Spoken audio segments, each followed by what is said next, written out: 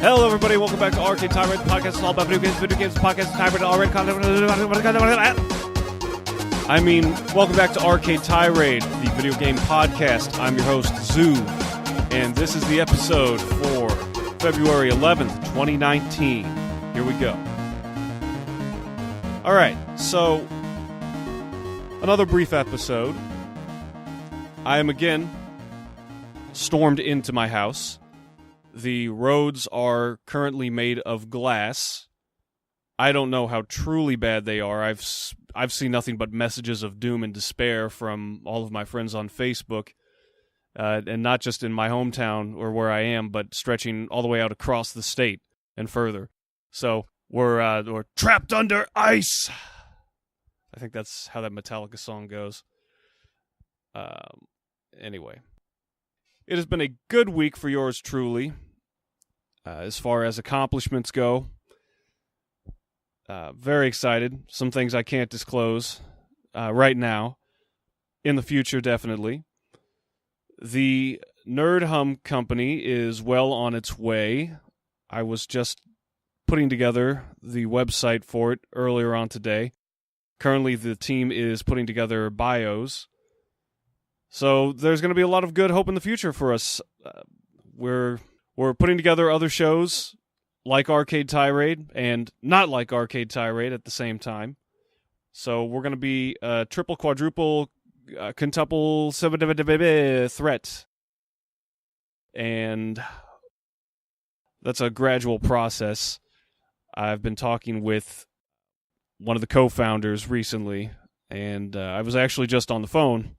Maybe not 15 minutes ago, so shout out to you. You know who you are.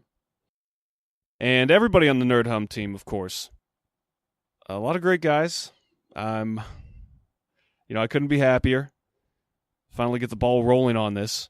For those of you that don't know, I know it hasn't really been talked about, but Arcade Tirade started out as an idea, and it became part of a larger idea that a friend of mine and I discussed back in college, working for the school paper.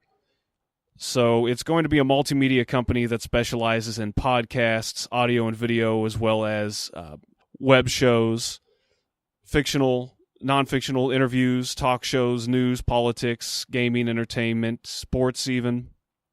Although you wouldn't catch me doing the sports, that's for sure. When it comes to football, I don't even know where to begin, man.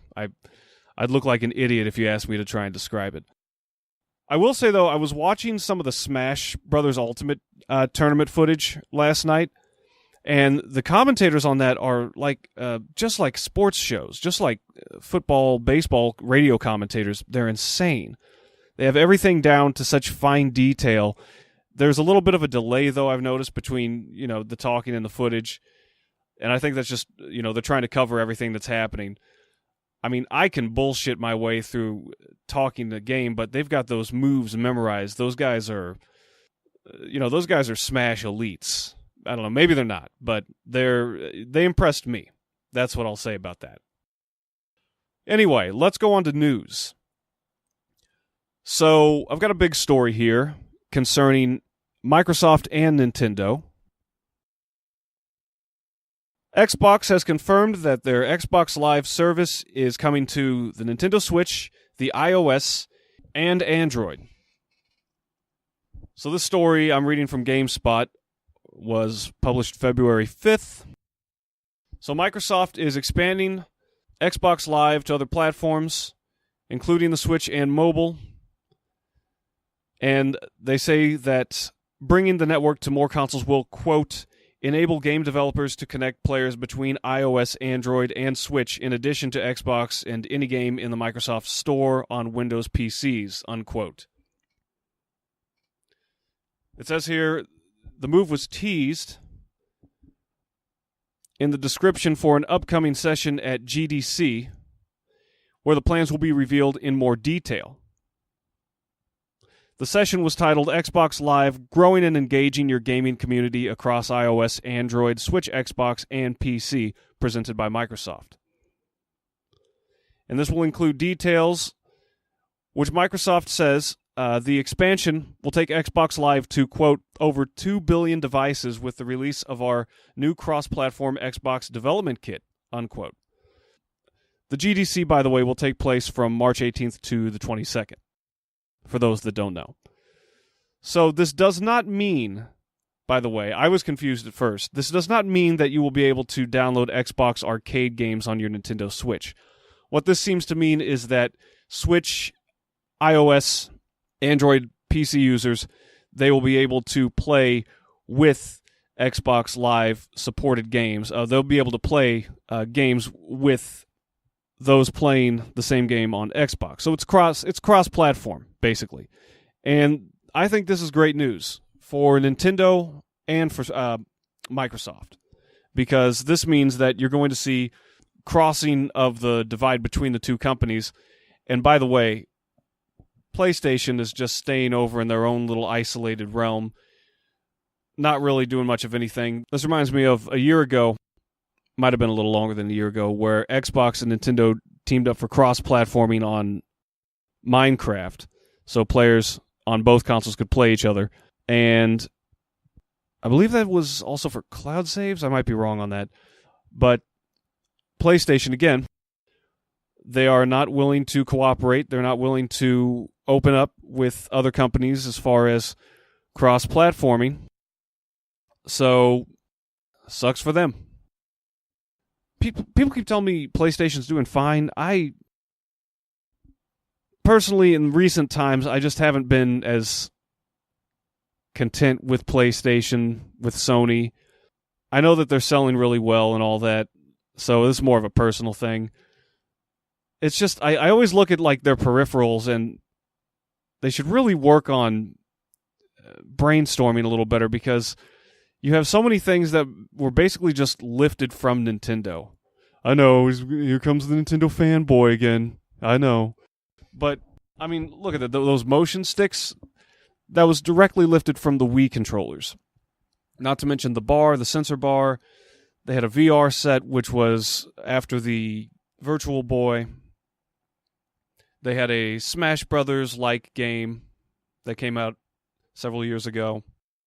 Anyway, I'm getting off topic. So, the other story is the 3DS in trouble. Or better yet, is it on its way out? So this is a story that came out a couple days ago on Variety. Title is, Nintendo keeping 3DS while pushing for more than one Switch per family. So the Nintendo Switch sales are continuously growing, but the company is looking to tempt families to purchase more than one console. It seems that is a goal. That is a stated goal for Nintendo now. But they also claim that they're not going to leave the 3DS behind. And this is according to Nintendo President Shuntaro Furukawa in a recent question and answer session following the earnings report. And he was saying this in regard to the declining sales of the 3DS and the sales objectives while the two consoles, the 3DS and the Switch, coexist side by side. It says, while there's a current push for one Switch console per household, Furukawa acknowledged that the 3DS still serves an important purpose despite declining sales. It says here, Nintendo plans to keep the 3DS within their dedicated consoles offerings, and Furukawa reasons that the console fills a necessary role in the market. It's an ideal system, they state, the 3DS that is, for kids with its low price point, and it's small and lightweight. And while the Nintendo Switch is also portable, it's slightly pricier and more often purchased as a family console. Who would have thought that a Nintendo console was purchased as a family console? Ha ha! And then it says here, in a survey conducted by Nintendo, it found that through a, quote, certain number of households, though a, quote, certain number of households have multiple family members who play on a single console, some households have already purchased multiple consoles, unquote. Furukawa stated that the company is going to push for this to be more common in the future. and hinted that it can do this by perhaps tempting consumers with new games and other software to increase the demand for more consoles per family. The Nintendo Switch sales for the holiday seasons of 2018 were strong, but it says here the company lowered its goal from 20 million to 17 million units sold by the end of this fiscal year, according to an earnings report released last month. However, Nintendo did raise its expectations for game sales for another 10 million units by the fiscal year end in March. Nintendo 3DS sales estimates dropped from 4 million to 2.6 million as well. So, I don't think that... I don't know. I'm not sure what to make of it. I've been listening to a lot of people talking about this, and some people say that Nintendo won't make it to the end, or the 3DS won't make it to the end of 2019. Other people are saying this isn't really a big deal. There'll be more IP coming out. There'll be stronger content to keep the console going. I kind of find myself somewhere in between those two opinions. The Nintendo 3DS has had a long run, and you got to kind of wonder when, with the type of games that come out on the Switch, could it replace the 3DS? Could Nintendo just switch to one console? It's almost like they've merged the two ideas, their handheld, which they've had all the way back since '89, and the consoles, which go back even further. Like, if they kept going in the direction that they've gone with the Switch, you could make an argument that they could eliminate a handheld console, but then you'd be forgetting the price point, which is at the current time at least $100 or more, depending on the type of Game Boy that you want. I don't know. I've noticed lately in their... I mean, of course, it's, their newest console, so they're going to be focusing on that, but it seems like they're taking less and less focus away from the 3DS. So, I don't know. We'll see what happens. So it's kind of premature to say the 3DS is doomed, although that does make for a really good clickbait title now, doesn't it? So now I'd like to get to the main subject of today's show, and that is Y2K. Y2K. Not the phenomenon back in the turn of the century that some of the younger people in the audience probably don't even know about. But I'm talking about the RPG that was recently released a couple weeks ago. Y2K is a self-proclaimed postmodern RPG developed by Axe Studios and published by Yiik Games. I'm not sure if I'm saying that right. So when they say they're a postmodern RPG, well, we'll get into that. We'll get into that later. But just the name itself gives a good signal to the kind of audience, the kind of game that this is. So Y2K is an RPG, or it's spelled in Roman numerals, so for a long time I pronounced it Yiik. I thought it was Yiik.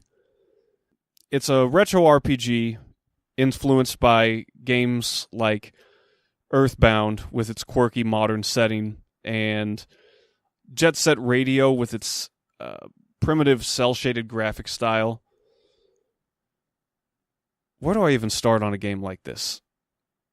I first heard about this game over 2 years ago when it was in early development, and I was interested with what little I saw, but that was the thing. There was very little talk about it, and then it disappeared for a year. The developers just went silent on the game.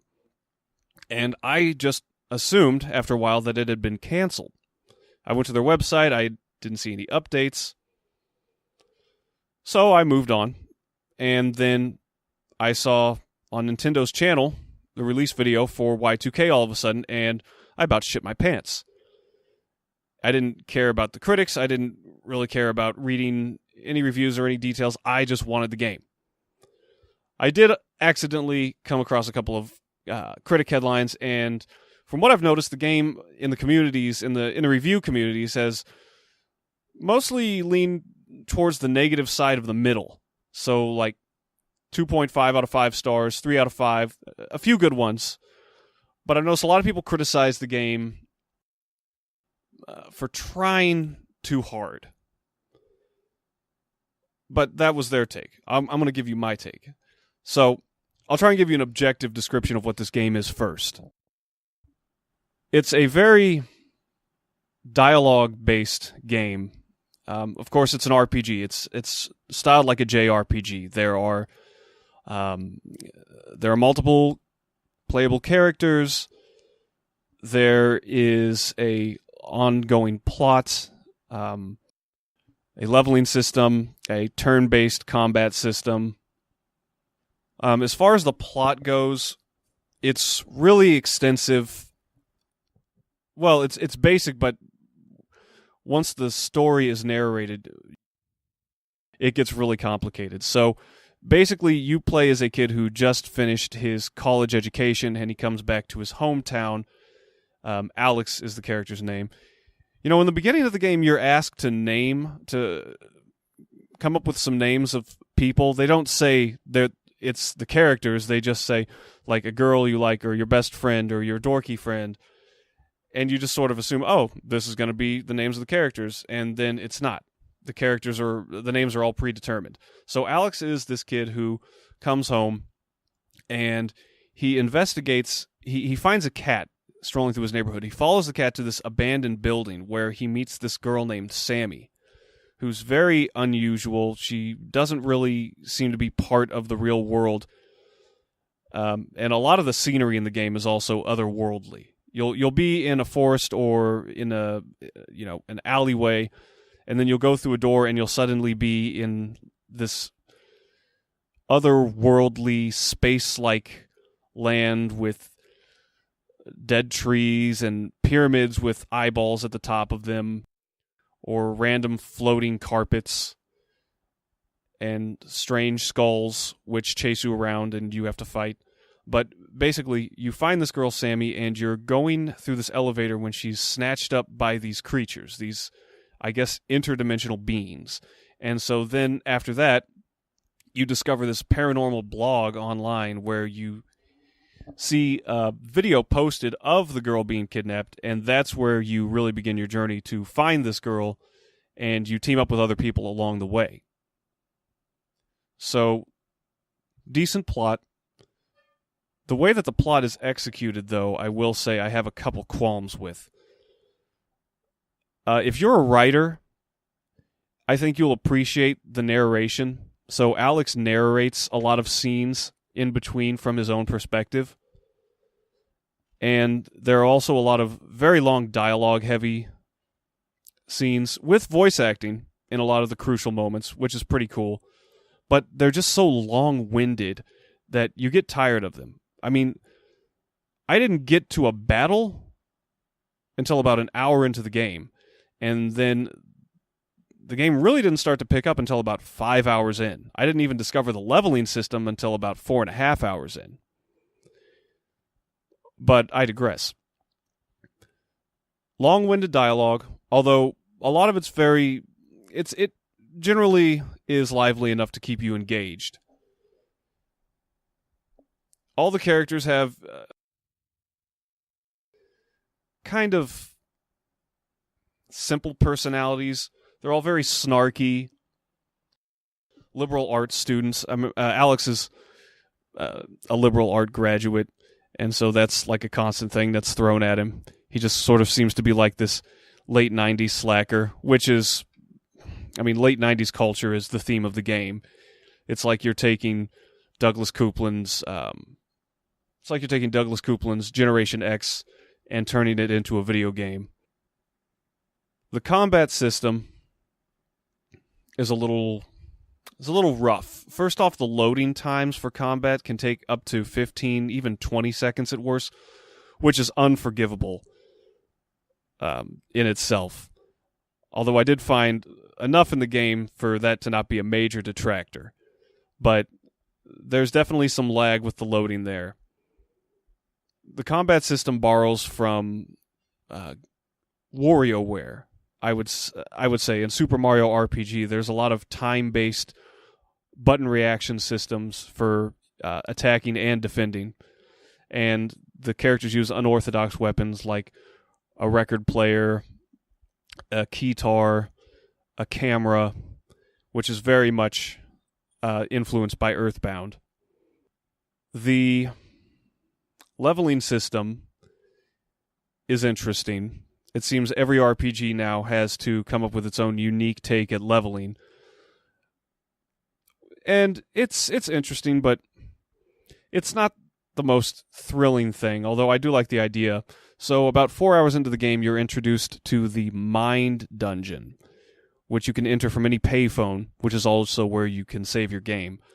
But in the Mind Dungeons, you can automatically pay experience points to level up your other characters, but for Alex, you have to go into this downward progressing dungeon, and each floor is a new level, and each floor has 4 doors where you select a different attribute, strength, agility, luck, defense. And each door has a different bonus to a different attribute, or you can just apply a point to a non-bonus attribute and get just 1 extra point added. So it's a little monotonous. The traveling in the game's a little monotonous also, but it's a nice idea. It seems like this is going to be a pretty lengthy game. Again, I'm only about 6 hours in, but I think it's going to be enjoyable. I'll have to check in later on and let you know. It's a relatively cheap game, $19.99 on the Switch. I'd imagine that it's the same on any other platform. And by the way, it's not only on Switch, it's also on PlayStation 4, the Vita, Microsoft Windows, and Macintosh OS. The last thing I'd like to say about the game is the soundtrack. The battle music switches up, which is nice. The attack and defense is rhythm-based, which is a nice little bonus, which kind of reminds me of Mother 3. It's a lot of really quirky music with a lot of ambient noise, twisted notes, static noise in the background of some music, which gives everything a very unnerving feel. Again, kind of like Earthbound, or some of the more later games. And that's where I'd like to mention the postmodern RPG subtitle. The postmodernism comes into effect. Of course, postmodernism being the rejection of modernism, that progress is necessarily always a good thing, and a skeptical look at, structuralist capitalist ideas. And I guess what they're getting at there is the unmotivated, I don't want to live this corporate, I don't want to get a mainstream corporate job kind of attitude that a lot of the characters have.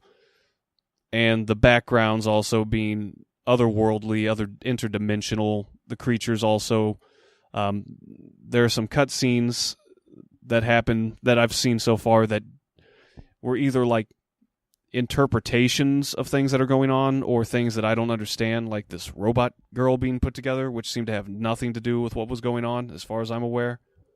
And then it just cuts back to the main characters. And once again, the music, which is often like deconstructed. That's a good way of describing postmodernism. It's like a deconstruction of an organized concept, of a traditional concept or an idea. If you want a better idea of this, read Donald Barthelmess or, again, Douglas Coupland, one of my personal favorite writers. But yeah, that's all I have to say about it. Y2K, I think, is a great game. It's not for everybody. If you're into retro games, 90s games, RPGs, that era, late 90s, early 2000s, JRPGs, quirky games, you probably already know about this game. I was kind of surprised that I've been looking around the Earthbound community, they haven't really talked much about this game so far. I kind of wonder if I'm the exception or it just hasn't really picked up yet. Anyway, that's all I have for today's episode. We will be back next week. Sorry about last week, by the way. Planning complications. But we'll be back next week. The plan is to do an episode on video games and TV shows based on movies. And if you're living in Iceland like I am, not the country, but you know what I'm saying, frozen streets, be careful out there. Take care of yourselves. And have a good week. We'll see you next time.